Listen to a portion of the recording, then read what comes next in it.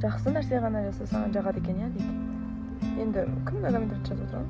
Мынау Әсел Жарменова саған мысалы Әсел, сен жындысың деп тұрған адамды ұнатасың ба? Или Әсел, ты такая красивая, ты такая умная деп тұрған адамды ұнатасың ба? Саған просто сұрақ. Әсел, сен аурусың деп просто айтсам, сол адамды жағып, сол адам саған сен сөйлесіп отырасың ба?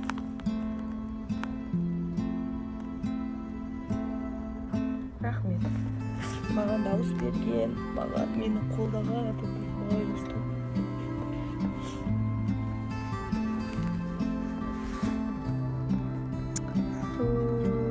Рахмет.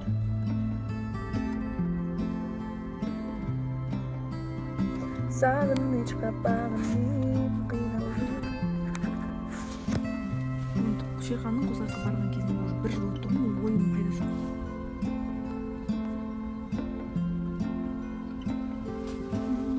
Вам нешеде келеді негізі?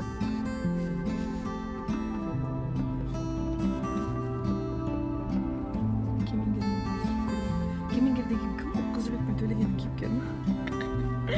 Қоғланды мен Бекештің қасында жүретін адам ба?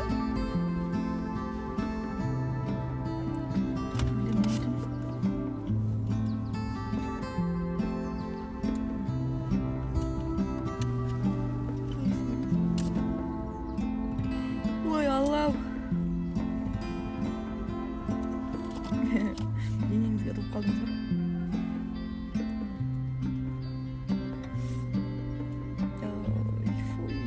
Жаңағы блокер еткен адамдарым фейк ашып жазып жатыр тағы. Басқа не істей аласыңдар? Өмірде көрсеңдер бетіме айтыласыңдар ма? Бетіме айтыласыңдар, по факту айтыңдар, мен осындай адрестамын, келші бетіме айтайыншы деп айтыңдаршы маған.